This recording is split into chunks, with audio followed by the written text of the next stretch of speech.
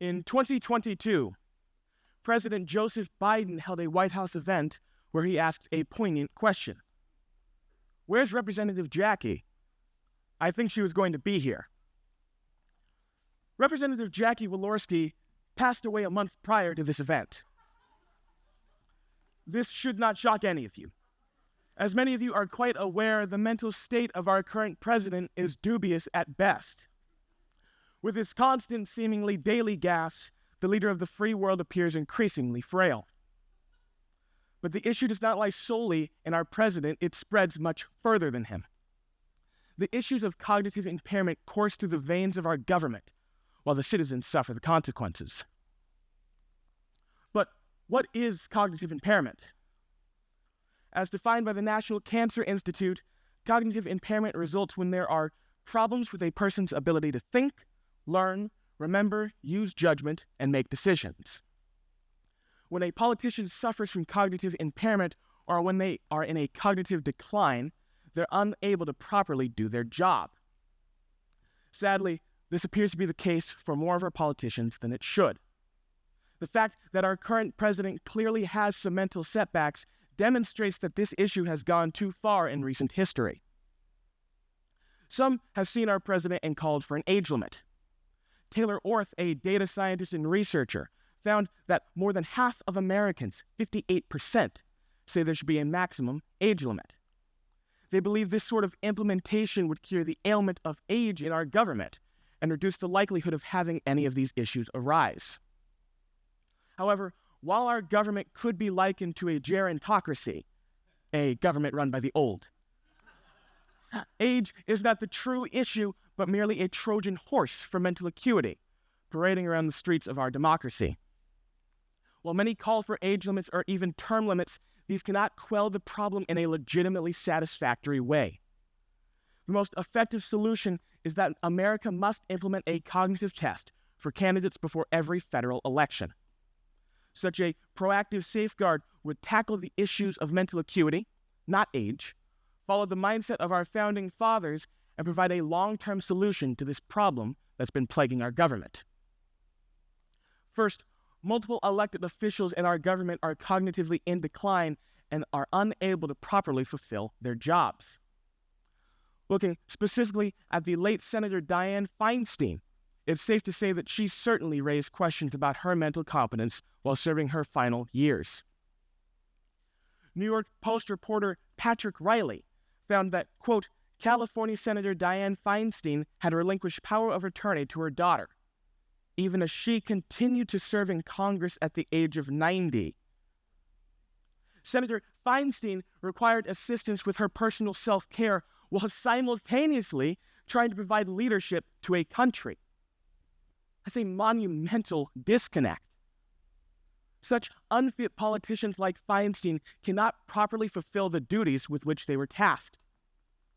Setting their sights on President Biden, the Washington Examiner notes that his mental acuity is becoming a more pressing issue every day. Our government, where laws should be passed, discussions should be had, and decisions made, has turned into a glorified assisted living home with the power to change the course of our country. Something must be done. However, just because America must seek change does not mean it should remove those more advanced in years. In fact, age should not be the primary concern regarding the cognitive rot in the U.S. government. While age can affect a politician's mental stability, it should not remove someone's right to be in government office. I used to call a PhD student, and Bradford D. Bobrin, a psychiatry specialist, found that while age can be a primary concern regarding cognitive decline, other factors include family history, physical inactivity, and diseases or other conditions. Yes, America should consider the age of our politicians. But just because someone is more advanced in years does not mean their mind is not fit to serve. Instead of looking at a politician's age, we should look at their decision-making abilities to determine whether or not they can confidently fulfill their duties in office. The worries of mental acuity and cognitive tests also follow the mindset of our founding fathers. The great men who founded and fought for this country truly looked out for the needs of the people. And with the people in mind, they implemented several safeguards into our government. First, the founders deeply cared about mental competency in their elected officials.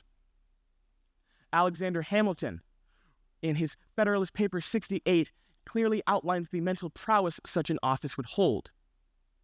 He first calls for the electors to be full of wisdom and discernment as they elect our chief magistrate. Hamilton claims that this wisdom and discernment are the requisite qualifications which they must have.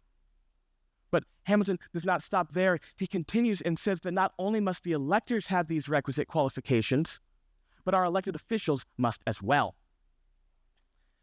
Hamilton warns that the office of president must never fall to the lot of any man who is not in an eminent degree endowed with the requisite qualifications: wisdom, discernment. Our founders deeply cared about the mental competency of our elected officials and made it crucial in the election process.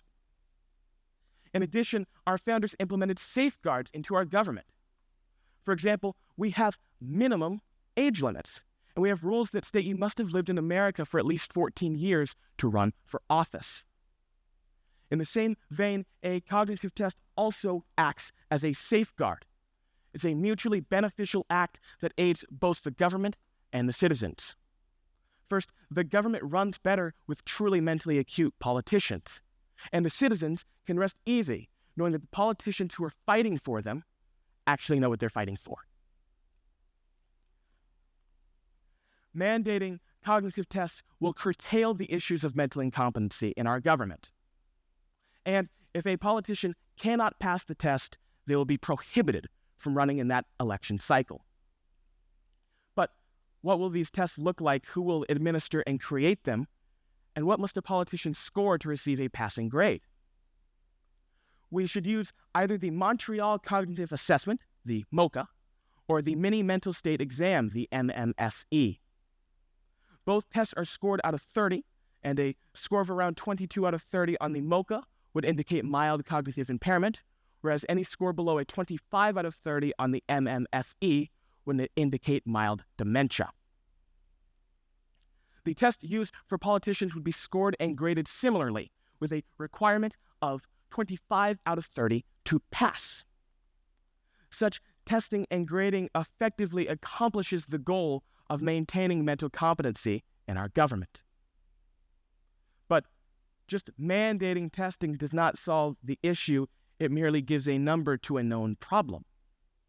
However, by actually barring the mentally incompetent from office, we truly give the people who they deserve, the mentally acute.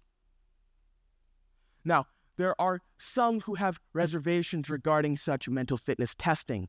A primary objection is that the implementation of a cognitive test is far too impractical to roll out. A primary mode to enact such change would be through the passing of an amendment, which would require a 2/3 majority vote in both houses of Congress. This, while possible, seems extremely unlikely. A cognitive test goes through too many hands of people who may not want to even consider signing such an amendment. However, what these people forget is that we can also pass a cognitive test through legislation, through law. And regardless, whichever avenue is taken, a cognitive test is worth the struggle and fight to implement. By passing a cognitive test through legislation, it becomes a much simpler process. Instead of a 2/3 majority vote, we only need a simple majority in both houses of Congress. It would then need a stamp of approval from our president. However, if the president were to veto the bill, it would then need that 2/3 majority vote. This is an easier way to accomplish the same goal. And while some may scoff at the idea that either of our presidents would even consider signing such a bill, many forget that both presidents have actually already called for cognitive tests for either themselves or others. While the road forward may be a difficult one, it is one that we as Americans must take. We must fight for cognitive tests. Others would argue that this is not the area where we should be fighting for reform right now. America, as great a country as it is, certainly is not perfect. There are many areas we could choose to reform. In fact, Reem Nadim, a Pew researcher, found that several of the areas Americans agree we have to reform as quickly as possible include healthcare prices, inflation, and party unity. These are all incredibly severe and issues that Americans have clamored to fix for years. Therefore, those in opposition would say that a cognitive test, even if something we should pursue at a later time, is not where we should focus our reform efforts right now. However, we must call for a cognitive test as quickly as possible because of the severity of mental incompetency in our government. Vox writer Sarah Cliff wrote a story about Mike Kim, a Washington, D.C. based pharmacist.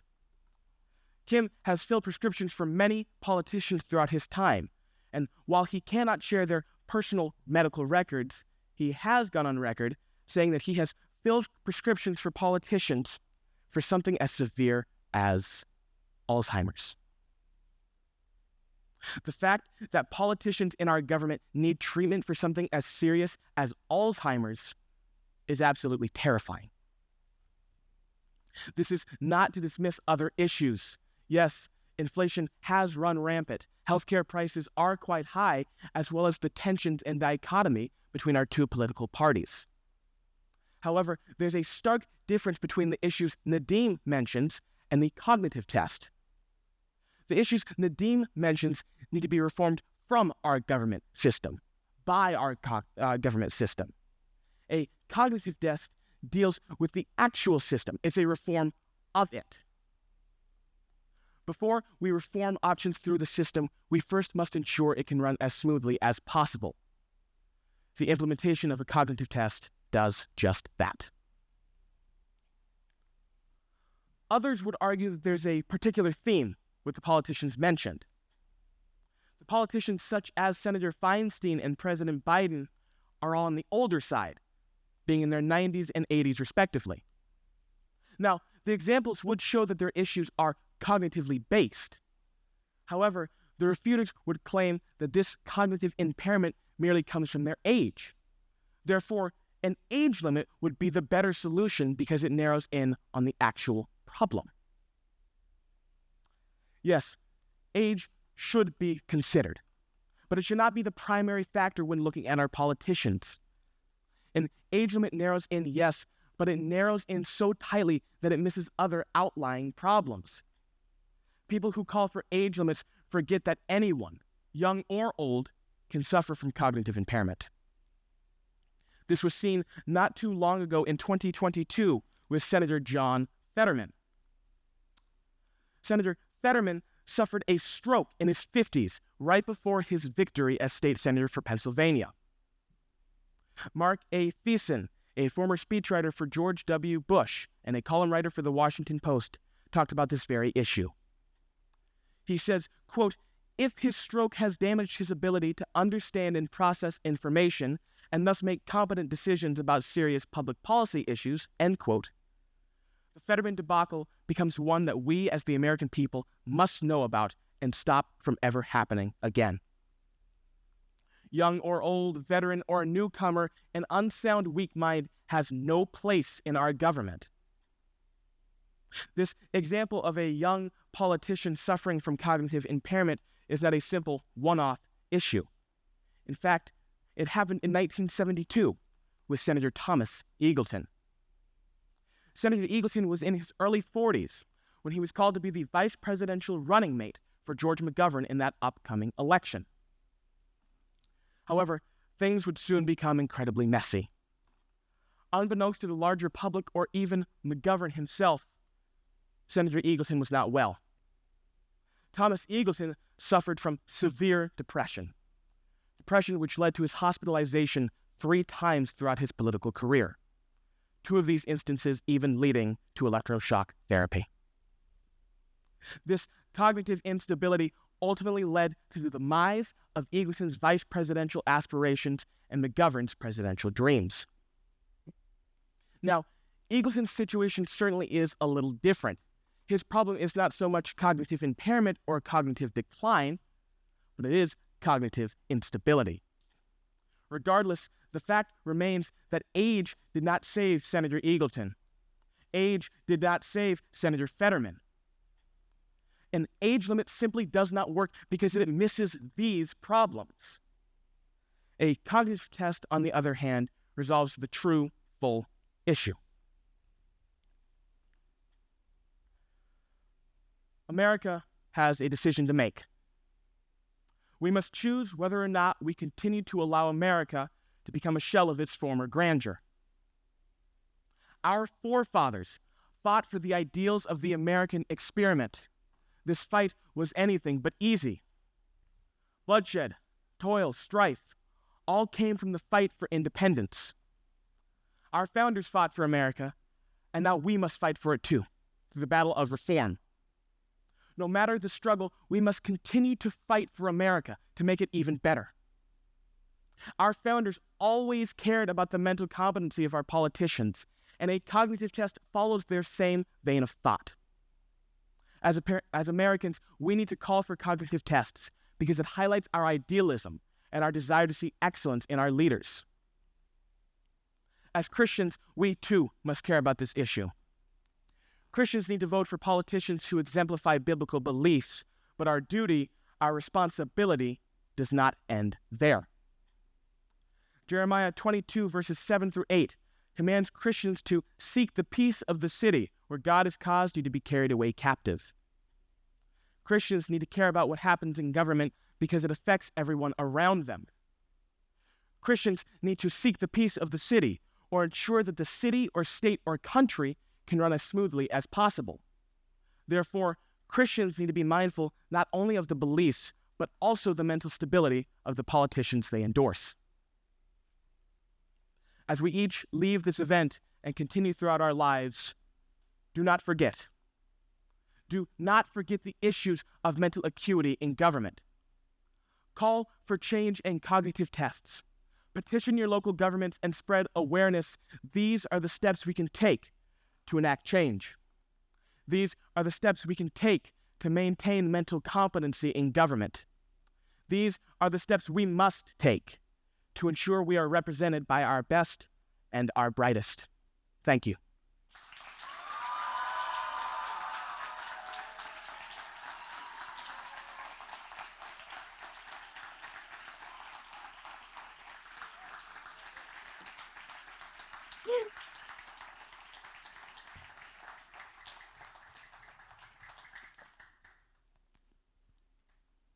Hello. Hi, Josiah.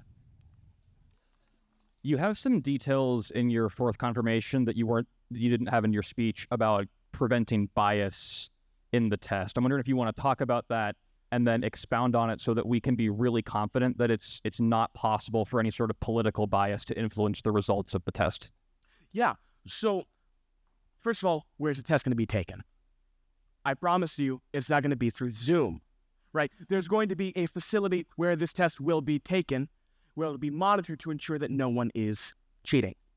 So the test would be either the MOCA or the MMSE. These are not tests specifically made for politicians, so you remove that sort of bias. These are tests that are critically acclaimed and approved of by medical officials, so there's the removal of that bias as well. So the test is sound, the facility is sound, so there shouldn't be a huge problem with whether or not there's going to be biases or issues in that sort of vein. Does that answer your question?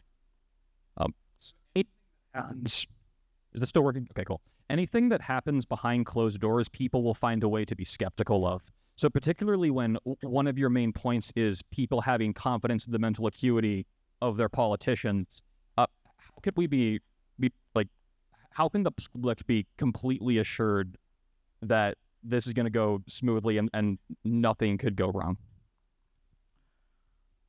With the way that people work, they will do their very, very best to be skeptical of anything.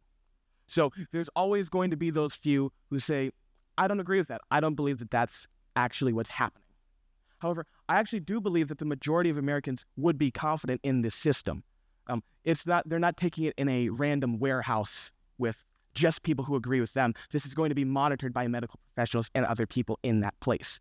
So I'm actually pretty confident that the majority of Americans would feel safe with this setup. Thank you. Thank you, Josiah. You are putting confidence in the American people's confidence in the government, which might be at an all-time low. Yes. Post-pandemic, the American people's confidence in the medical community might be at an all-time low as well.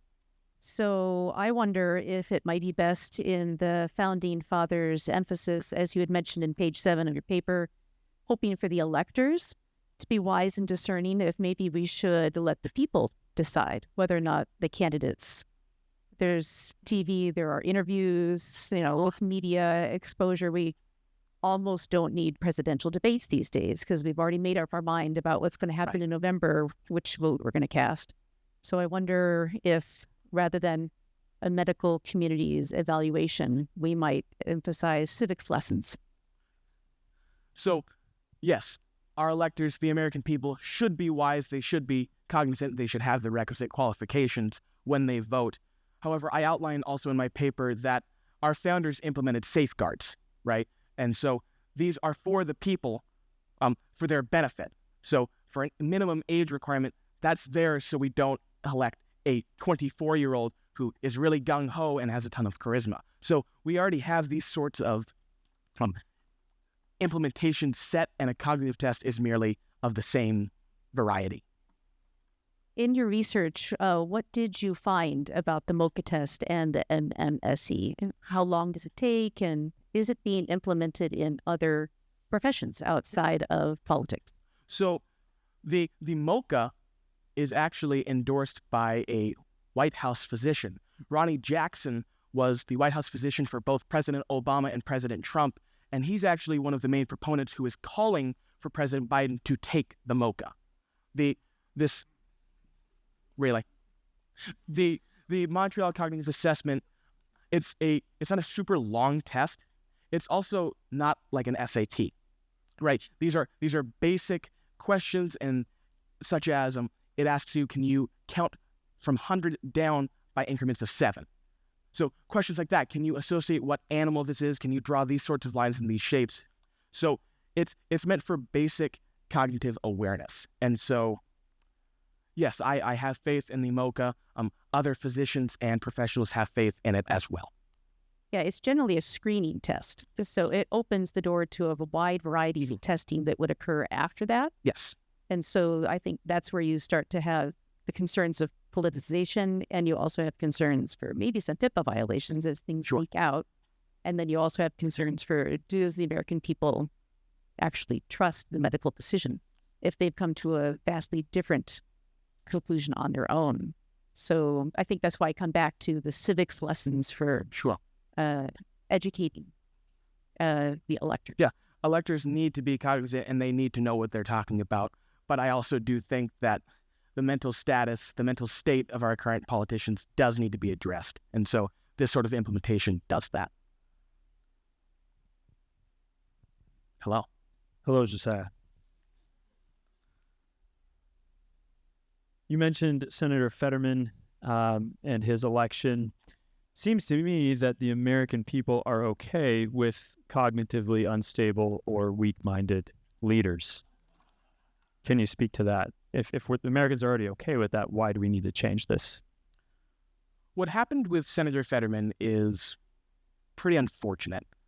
He should have, at least in my opinion, he should have never been elected. However, you're correct in saying that, yeah, apparently Pennsylvanians voted him in. And sadly, I think that's just part of the politicization. It's part of that, well, I'm a part of this party, therefore I have to vote for them. And so hopefully the goal is with a cognitive test to actually show, no, who you're voting for really shouldn't be here. They should probably be in an assisted living home, right? That will hopefully spur on these people who are just so stuck to their parties to realize, I shouldn't vote for that person. And also, the test is a prerequisite. So if they cannot pass the test, if Senator Fetterman failed the test, he couldn't run. So it would also remove that aspect as well. Thank you. Another question. So in your research, did you look at all in terms of at things that are already in place to deal with some of these issues? Yeah. So we have the 25th Amendment, which is specifically for the president, and it basically is for if the president is no longer fit or cannot serve, then his cabinet could remove him. Now, obviously that has not happened in this instance, even if some may argue it should. And part of that is because it's his cabinet, it's his people. And so the 25th Amendment, though a good safeguard, isn't really being used. So there are other safeguards already there, but they're not as effective as they should be.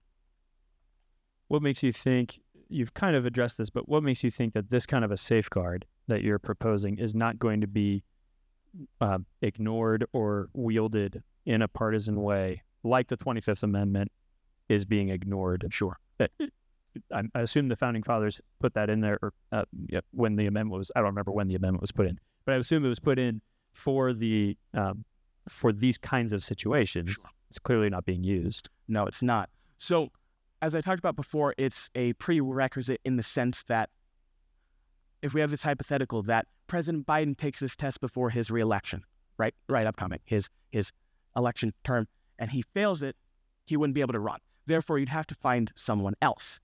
And so, yes, even if people are still stuck on, well, I'm a liberal, so I have to vote for a Democrat, it wouldn't be Biden, it'd be someone else. And so, as far as wielding it for power in that sense of like, well, this person failed, so look at the Republicans, they're not smart enough. There would be someone to fill in that role. Does that answer your question? Sure, thank you. When in the election cycle would you administer the test? So this would be prior to the election cycle. So if someone were to say, hi, I'm running for Senate, I want to be a senator, my assumption for how it would work is once we figure out all the slots, once we figure out who's running for what, there would be an official test taking time for each branch. How would you handle the case of Fetterman then, who was already in the race? Fetterman in the race is a great question. And it's something I also have to think about when you have an instance of what happens if that happens midterm.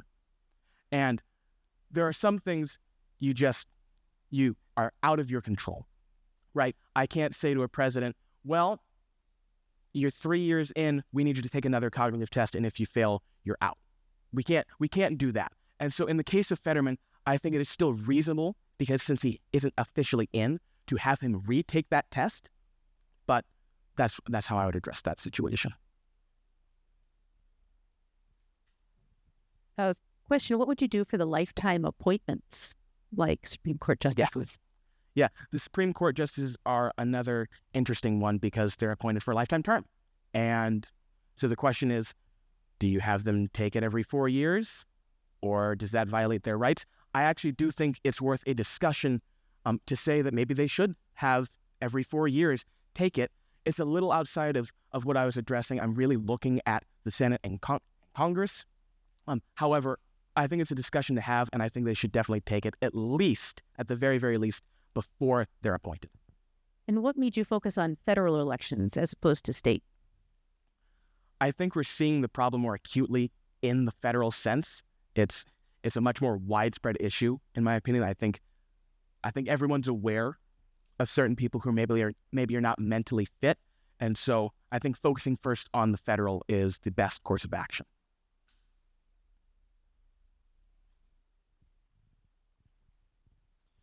Josiah, in your narration, you cite a study from Taylor Orth that more than half of 58% of Americans say there should be a maximum age limit. And what this is not about the test specifically, but what's the extent of that study or that survey? Do you know? I'm not actually sure of the specifics. I don't know how many people were asked, so I can't give you specifics on that. But I think it was a broad enough scope to get positive, accurate information.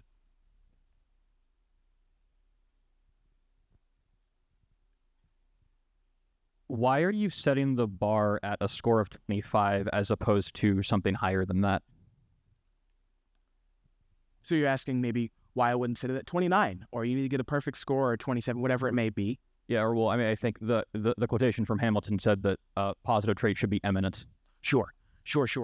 Well, in the MOCA already, a score of around 22 out of 30 is when medical professionals would start saying this person might be suffering from cognitive decline or cognitive impairment. So a boost to 25 is actually a step above. So 25 is actually saying, not only do we want you to be mentally acute enough to just barely scrape by, we want it to be the case where, no, we're confident that you are mentally prepared. Can you give some context for like what a perfect score on this test means? Is that someone does that more mean you have no deficiencies, or is that like a super genius? No, it's not a super genius. It's a very, very smart person, and I will give them props because I've looked at the test myself. It's not super easy, actually. There is some difficulties in it. And so a perfect score on it, I would say they're definitely mentally acute and they definitely know what they're talking about, but they don't have to be Einstein to get a perfect score. What was your score? What was my score? No, Adeo, it was not 2. I have a different question. Okay. I promise, I did pass. Okay, Joe, I'm gonna push this the other direction a little bit. Okay. And since I don't get to give you an apologetics final, here you go. You emphasized the need for our leaders to have wisdom and discernment. Yes. Pulling from Hamilton, that's a big emphasis. Proverbs 1:7 tells us the fear of the Lord is the beginning of knowledge. Why not extend this beyond mere mental acuity and say that the people that are leading our country ought to have the wisdom that comes from a fear of the Lord? Well, it goes back to the Christian argument I outlined in my conclusion. Christians should vote for politicians who exemplify biblical beliefs, right? There should be the understanding that I shouldn't be voting for someone who clearly supports something against the Bible. So I think as electors, as everyone in this room, we should be cognizant of who we're voting for and cognizant of their decisions. So I would say that it's actually a prerequisite, it's a given, saying that everyone here should vote for people who, even if they aren't actually Christian, certainly uphold Christian moral beliefs. Does that answer your question? Yes, thank you. In your research, did you come across anybody who was advocating against cognitive assessment and not just for age? The cognitively impaired. No, I'm kidding. I'm kidding. No, I actually didn't come across much research. I came across research for people who called for age limits and term limits, but not so much against it. Is it a relatively new phenomenon in the discourse of the American public about their elected officials? I'm not sure if it's a relatively new phenomenon, but it's certainly a discussion that has arisen more prominently because of the issues that we're seeing right now. Do you think the legislation of some kind of cognitive test could get quite sticky? Well, like I said, it is a difficult path forward, but it is one that we need to fight for. So, someone asked me, do you actually think that ever happened? Do you think that would actually be passed? And I think it genuinely could be passed. I think there's actually a good chance of it getting passed because I think people are seeing this issue. Citizens are seeing this issue and they're recognizing how bad it's getting and they're starting to call for this. It's becoming a much more prominent issue and I think politicians are taking notice. So even if it is a sticky situation, I think it's going to become less sticky.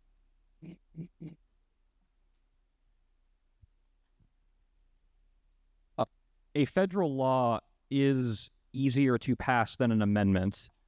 Is it not also easier for a partisan Congress to manipulate that law or for a sitting president to get around it with some sort of executive order? Yes. So a law is easier to pass.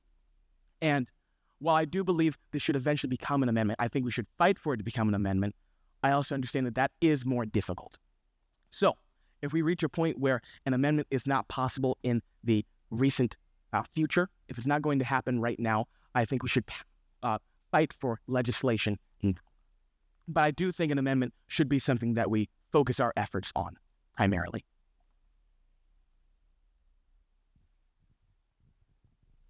Just I have a ethos and pathos question for you. You, in your introduction, you mentioned the statement from President Biden about Representative Walorski. It is unfortunately easy to get laughs about the things that our president says at times. How do you square that, bringing that up in a presentation like this with the biblical instruction to honor the elders, to stand up for the gray-headed, those kinds of things? It is easy to get laughs from a comment like that, but it's really not a laughing matter. It is serious because it is affecting our country. It is affecting how we run. And so, in the most respectful way possible, I did my best to highlight that the issue is there, it is present, and it is serious, while also understanding that they are my elders, and I do need to respect them.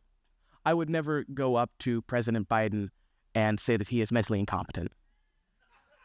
I may think it, I may not say it though. So there is that level of respect where, no, I wouldn't come up to him specifically, but I would make sure that people know this is a grave issue. This is something that we do need to address. So there's a balance there for sure. I'll just push that a little further. You won't go up to him and say it to him personally, but you'll say it here. Just continue. Yeah. Is that okay? And give me a brief defense for why that's okay. Yeah, I think it is okay. I'm talking to a group of people. I'm giving a presentation on why this is a serious matter. So I need to address you. I need to let you know, hey, this is a problem. And so I'm calling for this. I'm fighting for this. And because of that, I do need to give evidence. And sadly, our president is evidence. And so in a sense, I do have to call him out. Now, the way I'm going to do that is going to be as respectful as possible. And once again, I wouldn't want to fully disrespect him to his face, but I would want to make the situation clear. Thank you.